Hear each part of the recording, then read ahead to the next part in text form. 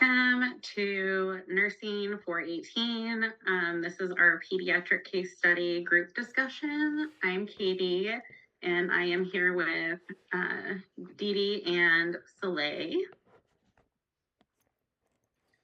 Today, we will be discussing the case of Aiden, a 13-year-old middle school student with type 1 diabetes, ADHD, and several social determinants of health impacting his care. We'll work through all 14 questions using evidence-based practice and scholarly articles. You are a nurse practicing in the school setting in a rural Title I community. It is the beginning of the school year, and one of your 7th grade students on your caseload is a 13-year-old student named Aiden. Aiden is an only child of a single-parent household. Aiden's grandmother was living with him and his mother until she passed away in July. Aiden's mom is a local retail grocery assistant manager and works evenings and weekends. Aiden receives free and reduced meals and eats both breakfast and lunch at school daily. His breakfast is at 7 a.m. and his lunch is at noon. Aiden is an overall strong student and very social and has a specific learning disability called dyscalculia. Aiden is an otherwise healthy child who is fully vaccinated and diagnosed with both attention deficit hyperactivity disorder, or ADHD, and type 1 diabetes in early elementary school. Aiden is able to provide a lot of self-care with his diabetes management, and you have delegated some of his daily care to an unlicensed assistive personnel. Aiden has an insulin pump and a continuous glucose monitor. His pump has a basal insulin level set at home and receives his mealtime boluses at school. Aiden's mealtime insulin cover is 1 unit per 12 grams of carbs. His blood sugar correction dose is 0.5 units of insulin for every 50 milligrams per deciliter over 150 milligrams per deciliter. Aiden also takes his methamphetamine 30 milligrams by mouth at breakfast and 20 milligrams by mouth at lunch. You have only worked with Aiden 1 year previously, and his glycemic control has been fairly stable. Last year, you checked in with Mom at the start of the year care planning, and his A1C was 7. You recall at the end of the school year, it was a little less stable when his grandmother was placed on hospice, and Aiden missed a lot of school and had to be reminded to report for medications before meals several times. You have noticed since school started this year that his blood glucose has been elevated each morning, despite having a continuous glucose monitor with alarms. It is Monday morning, and you receive a call from your delegated caregiver that was supervising Aiden's breakfast insulin bolus, and Aiden's glucose monitor is reading over 400 with a trend of increasing. He denies abdominal pain or nausea. You advise that his bolus is administered as you are just walking into the health room. You begin interacting with Aiden. You have him double check his blood glucose with a finger stick. Reading is almost 500. You have him check his ketones as per his diabetic orders, which are trace. He continues to deny any symptoms other than a slight headache. You double check Aiden's insulin pump, and his pump and tubing are intact and patent, and his basal insulin is running. Upon further assessment, you find that Aiden has been estimating his carbs for his dinner bolus every night based on about whatever my lunchtime carbs were, stating that he never really got the hang of counting carbs because Grandma always did it for me, and that they were always calculated at school. Aiden further states that his mom is working most evenings, and sometimes he forgets about his dinner dose completely. He states he is unsure if he took any insulin last night. When you ask about the alarms on his glucose monitor, he states that he silences them often because they are annoying. After speaking with Aiden for a bit, his blood glucose begins trending downward, and he is drinking clear liquids, and he is still asymptomatic. You have him go eat breakfast and tell him you would like him to come back to the office after breakfast so you can talk further. He agrees. When you call his mom, she states that things have been very stressful since her mother passed away, and bereavement leave was only a few days. She also states that they do not have any additional family here. She also notes that Aiden and his grandmother were really close, but he doesn't share his feelings with her mom. She states that Aiden is forgetful and that he doesn't like math, but he should be able to calculate his own carbohydrates. She further said the doctor just talked to him about this. When you call his endocrinologist, she shares that Aiden's A1C was checked last month and it was 12. She is concerned about the family and discusses further support.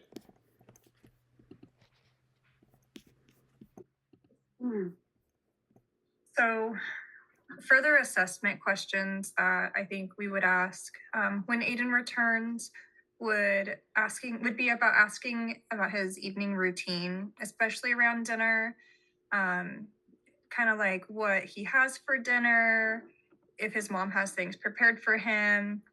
Lyon and colleagues says that routines are critical for glycemic control in adolescence. Aiden also states that he has not been counting his carbs, as his grandmother is the one who did this for him, and it seems she recently passed away. We should also explore the importance of his alarms and what the potential complications of unmanaged diabetes could lead to, and if he understands those risks. Yeah, definitely. I'd also like to ask and see about how confident Aiden feels with his carb counting. Hood et al. 2018 found that when someone has a low confidence in their ability, it directly impacts how they're able to self manage their diabetes. I'd also like to kind of go a little bit further in on those alarms and just ask him, how often he's silencing them. Is it 1 to 2 times a day, 3 to 4, or more than that?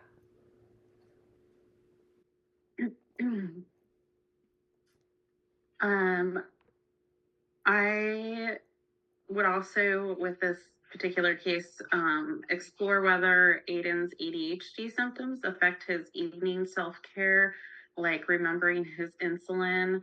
That's consistent with Huck 2011, who links ADHD with executive functioning challenges.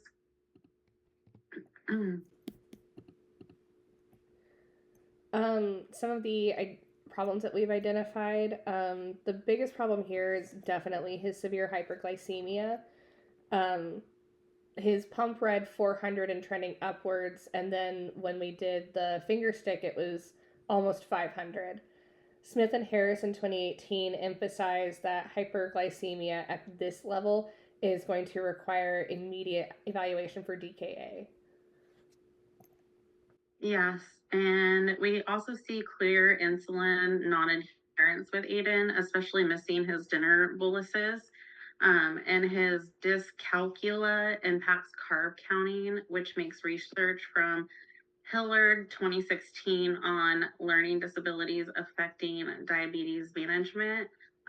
One thing we didn't touch on is that the dyscalculia that Aiden has makes it difficult for him to like add numbers or like put them where they're supposed to be. So sometimes math can be hard for kids who have that. There's also the emotional impact of grief and the poor alarm adherence, which are risk factors for complications. His A1C went from 7 in September to 12 this last month, indicating poor diabetes management. Complicated grief could be affecting his ability to want to learn and manage his diabetes, especially since this seems like something him and his grandmother did together. And per his mom, they were close. Adolescents with type 1 diabetes may face psychological and cognitive barriers that increase the risk of poor diabetes management, per Smith and Harris 2018. So looking at prioritization with Aiden, priority 1 is going to be stabilizing his blood glucose and ruling out DKA per Smith and Harris 2018. Safety also comes first because a blood glucose near 500 can lead to rapid dehydration, electrolyte imbalance, and progression to diabetic ketoacidosis, which is life-threatening if it's not identified early. Aiden is unsafe because he may have missed insulin the night before. He has been running high for hours and then has a pattern of silencing his CGM alarms, meaning deterioration could occur without his awareness. Even though his ketones are only trace right now, the combination of extreme hyperglycemia, inconsistent dosing of his insulin, and impaired self-monitoring creates a high-risk situation that must be stabilized before addressing any behavioral or psychosocial contributions. Next, we assess pump function and bolus accuracy. After that, addressing barriers like dyscalculia and lack of supervision. Wright 2017 highlights the importance of school and home coordination, focus on education on how to properly count carbs to administer safe insulin doses. We should include his mother in teaching and encourage building onto his relationship with Aiden, as this would be a good way for them both to cope through the loss of their grandmother and mother. Lastly, we should assess his emotional and psychosocial factors, which young Hyman in 2016 state are essential in diabetic care. These factors matter because stress, grief, ADHD, and family dynamics directly affect an adolescent's ability to remember doses, respond to alarms, and manage complex self-care tasks. Aiden's recent loss his limited evening supervision and his cognitive challenges are all increasing his likelihood of his inconsistent diabetes management. So, by addressing these issues, we're able to support long term stability and prevent reoccurring hyperglycemia.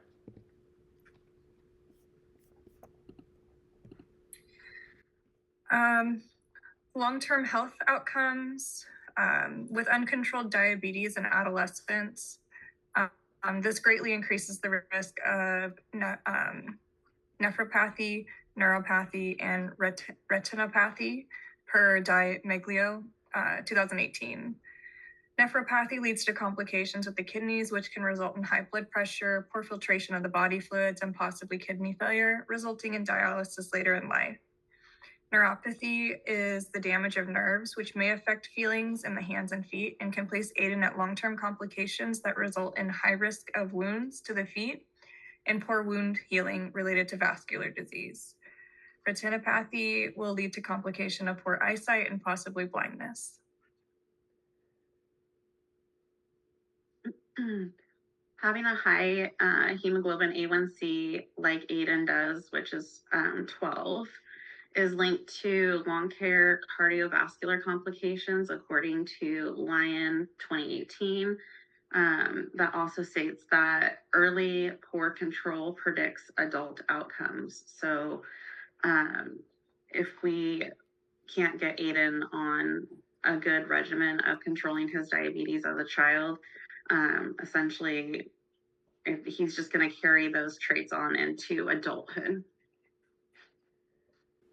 Psychologically, poor glycemic control can worsen self-esteem and adherence. When teens repeatedly see these high numbers despite them taking their insulin as directed, it can lead to them feeling frustrated, feeling shame, and even getting a sense of, why bother? This further erodes their motivation to follow their regimen.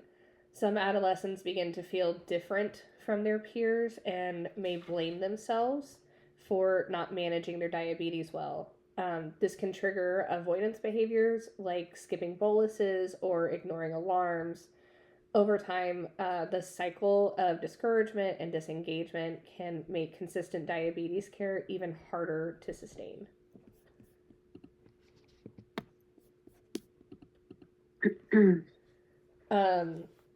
Aiden is currently taking methylphenidate 2 times a day, 30 milligrams in the morning, 20 milligrams at lunch. Karach in 2020 found that methylphenidate can actually elevate glucose a little bit, but his dosing right now indicates that Aiden is dealing with either moderate to severe ADHD symptoms. This 2-dose stimulant schedule suggests that his symptoms are significant enough that a single morning dose doesn't provide adequate coverage throughout the day. It also tells us that his ADHD is affecting his attention, his working memory, and task initiation to the point that he's requiring a sustained pharmacologic support, especially during periods when diabetes self management demands planning and follow through. Aiden's medication also wears off by the evening, which may explain why he forgets dinner insulin dosing, as supported by Josel and Weiner 2019. When stimulant coverage fades, the executive function skills ADHD relies on, like working memory, organization, sequencing steps, and self-monitoring, drop off sharply. For a teen with type 1 diabetes, that evening window is exactly when independent tasks like counting carbs, responding to alarms, and remembering boluses depend on those cognitive skills being intact. Once the medication tapers, the brain shifts back into untreated baseline, making it much easier for him to get distracted, lose track of time, or simply forget the entire dosing routine.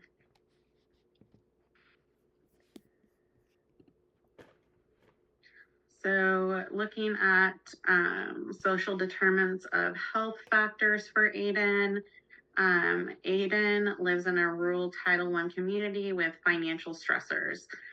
These are significant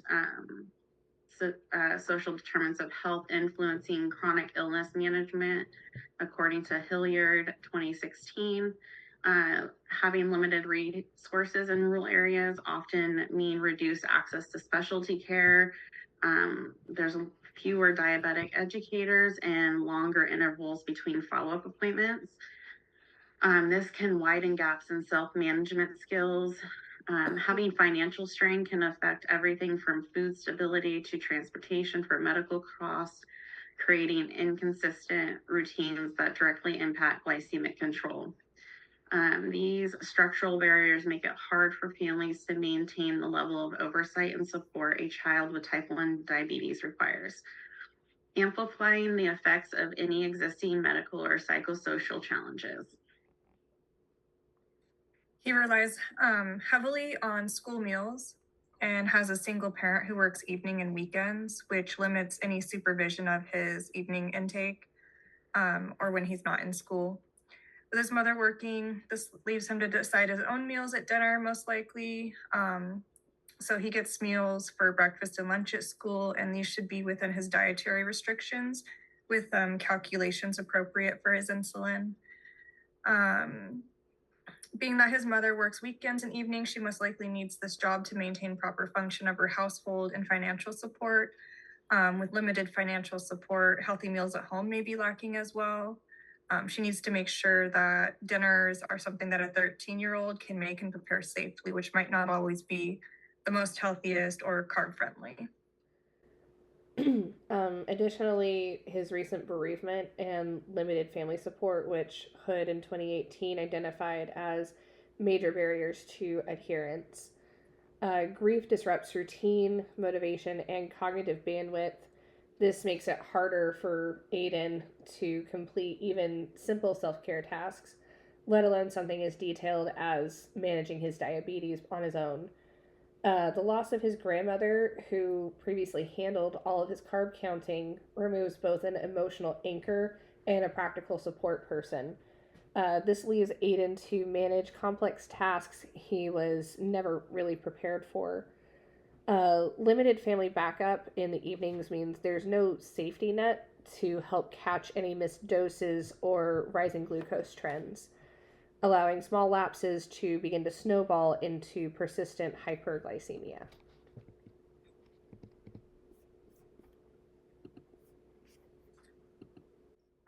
Contributing factors from the deviation of Aiden's care to his insulin. One of these could be his ADHD, which impacts memory and task initiation, classic executive function issues described by Hawk et al. 2011. His developmental age places him at a higher risk of not understanding the impacts of unmanaged diabetes.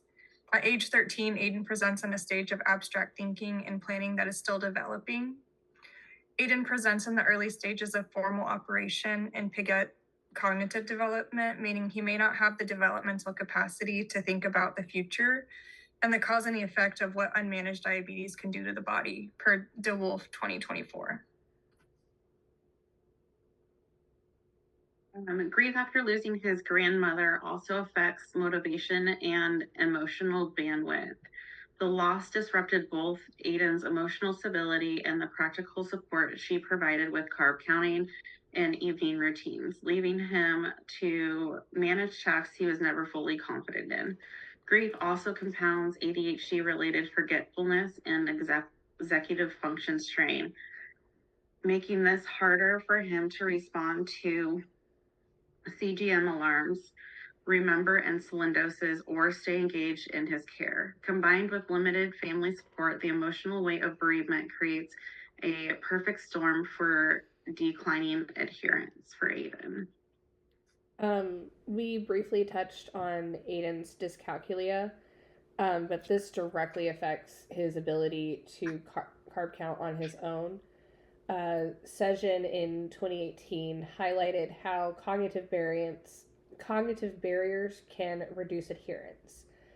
Dyscalculia is a specific learning disability that impairs a person to understand numbers, their estimation, and even basic calculations. These are all skills that are required to get an accurate dose for calculating a bolus of insulin. So tasks like reading labels, adding totals, or dividing carbs by insulin ratios become overwhelming and easy for Aiden to avoid. His mom mentioned earlier that the doctor went over carb counting with him at their last appointment, but without knowing what tools or teaching methods were used, it's unclear whether the education that was provided there matches Aiden's learning needs. If the provider relied heavily on numbers or multi-step calculations, Aiden may have appeared to understand while actually feeling confused or embarrassed to ask for help. Asking the doctor what strategies they used allows the care team at the school to identify what didn't work and adapt the teaching with visual aids, portion guides, or simplified tools that better align with Aiden's cognitive profile.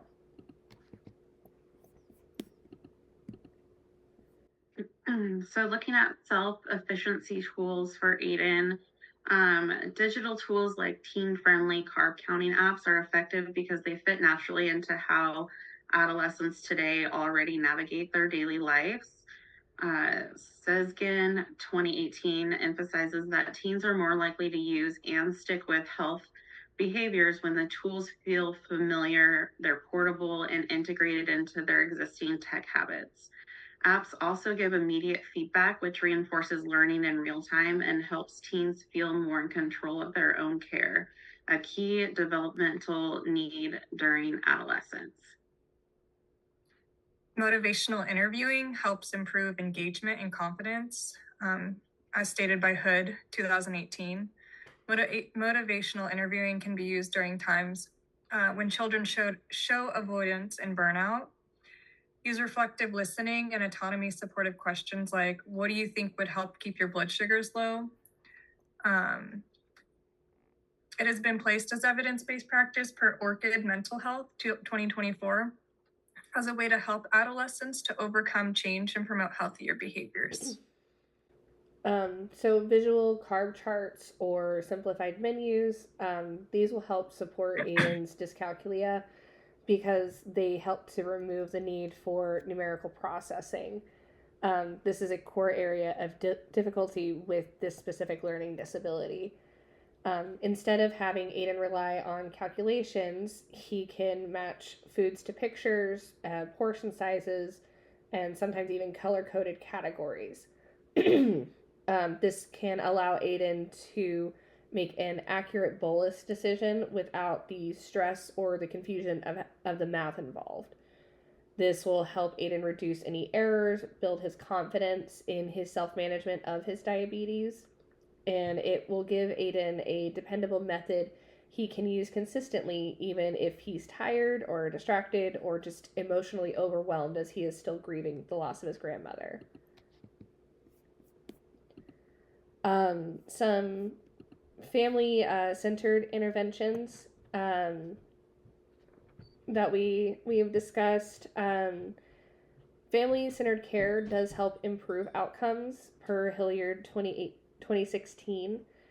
Um, what's highlighted there is that diabetes management in children and adolescents is most successful when the family helps to share the responsibility. Um, there is a supportive communication that's maintained between family members, and also the family provides a consistent structure around the routines for the type 1 diabetes. Hilliard stresses that teens do better when caregivers stay involved. They don't need to do everything for them, but they can offer guidance, supervision, encouragement that matches the child or adolescent's development stage. This is a kind of collaborative and supportive environment, and it helps to reduce missed doses. It improves adherence to insulin needs and strengthens the teen's confidence in managing their condition over time. Another intervention, offering grief resources, simplifying carb counting for mom, and supporting communication can help. These interventions strengthen the family's capacity to participate in Aiden's care at a time when routines and emotional reserves are already strained. Grief support gives both Aiden and his mother space to process the loss of his grandmother, reducing the emotional overload that often disrupts diabetes management. Teaching mom a simpler, low math way of estimating carbs gives her a realistic role in evening oversight, even with her work schedule. Improving communication, shifting from blame to shared problem solving, creates a more supportive home environment, which Hilliard 2016 shows is critical for adherence in adolescents with chronic illness. By creating a consistent evening routine, this promotes adherence per Young Heeman 2016. Persistent routines help children with ADHD form neural connections and promote learning. This would help Aiden with making proper food choices and counting his carbs if practiced every night with a supervisor, along with his mom there to help him. So patient education, patient-centered education topics. One, we want to teach Aiden why his CGM alarms matter and the dangers of ignoring them. Right, 2017 emphasizes school-based education. Their work points out that when students understand why a safety feature exists, they are more likely to respond appropriately rather than dismiss it as annoying background noise. School-based teaching also allows the nurse to connect the alarm directly to real risks like rapid rises in glucose, impending ketone development, or pump malfunction. So the student sees the alarm as meaningful, not optional. Helping Aiden make the connection is essential because ignoring alarms removes his early warning system and increases the likelihood of severe hyperglycemia or DKA. Like we kind of talked about before, using simplified carb tools, as stated by Lyon et al. 2018, highlight visual aids, improve understanding with people with ADHD, and might make it easier for them to understand and want to manage their own carb control. We also need to educate Aiden and his mom on the early warning signs of hyperglycemia and DKA. Aiden's going to need this in plain language, and he needs to recognize why he's getting extra thirsty, why he's peeing more than usual, feeling wiped out for just no reason. All he did was get up and do his normal stuff, but he's just so way more tired than usual. Or even that there's a headache there that's just not going away, even though he might be taking medication for it.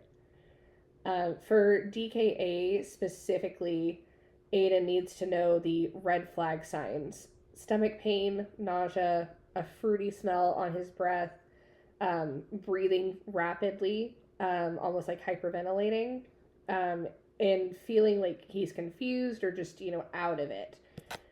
Framing these symptoms as the body's way of saying your sugar is rising really quickly and you need to get help right now. And it helps make the information more accessible and easier for Aiden to be able to recognize and then act on.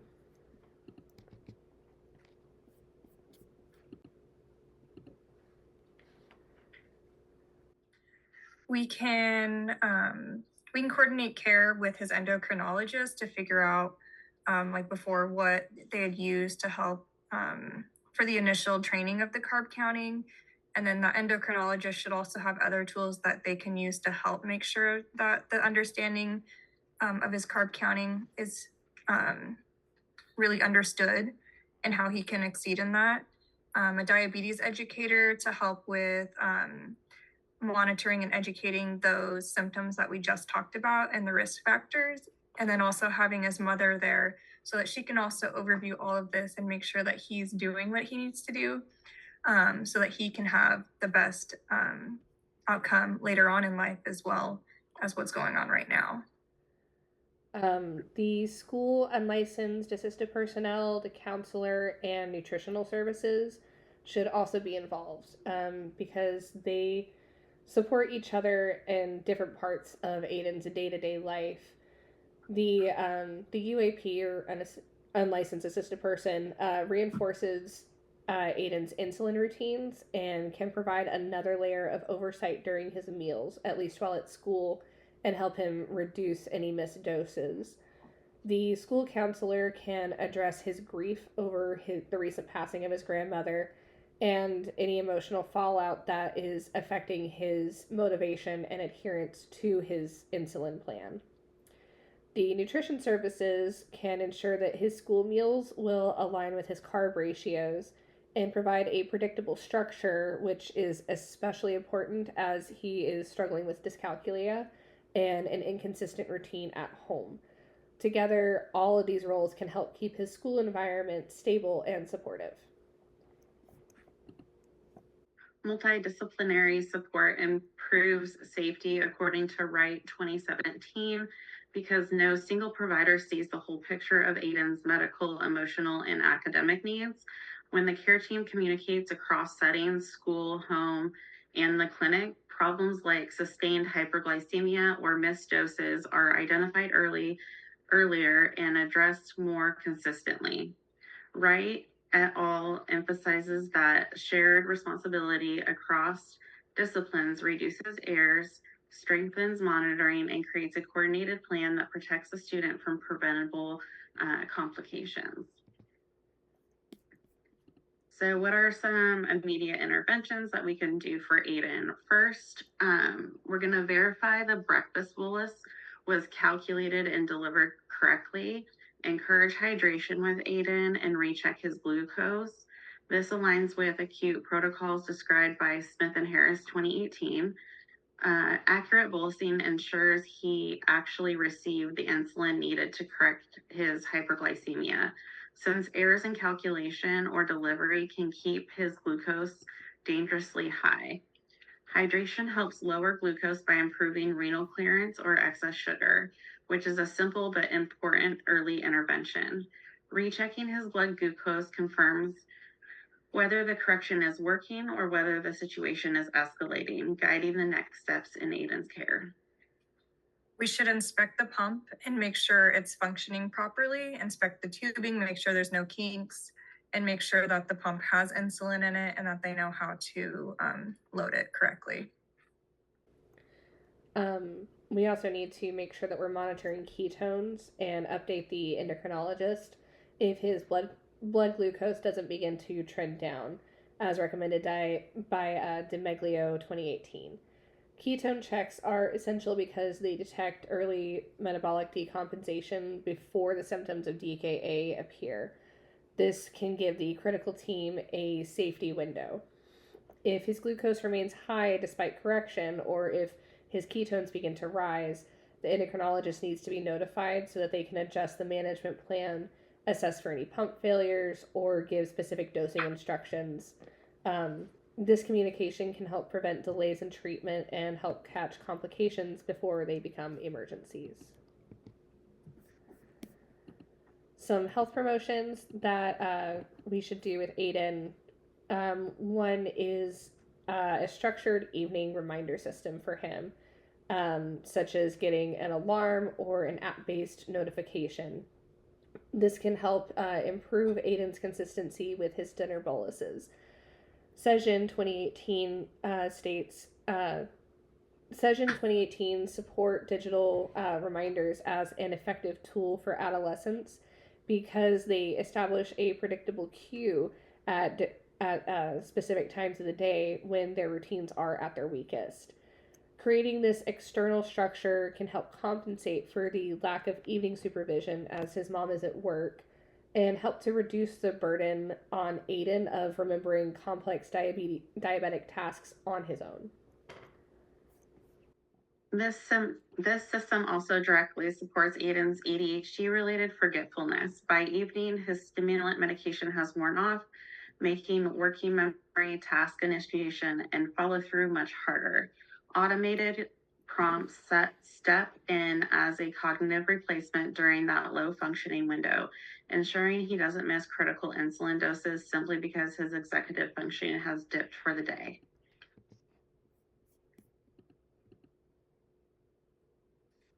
Outcome measurements for Aiden, we should track clinical data like the A1C and his daily blood sugars to ensure that they are trending downward and that he's managing his diabetes correctly.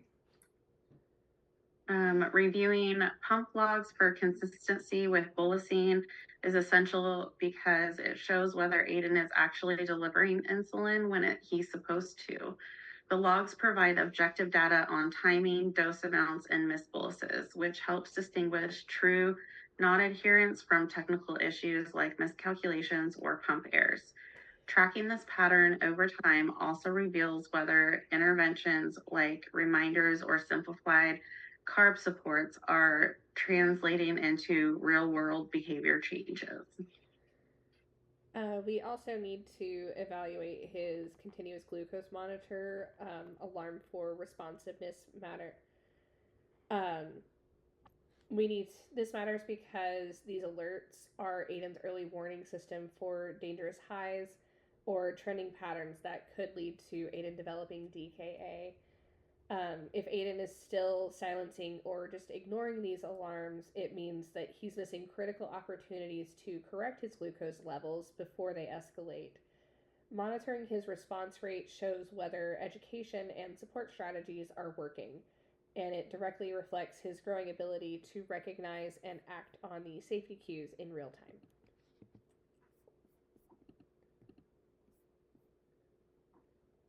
Thank you for listening to our presentation. Through this case study, we highlighted the complexity of pediatric chronic illness care and the importance of interdisciplinary collaboration, family support, and addressing social determinants of health.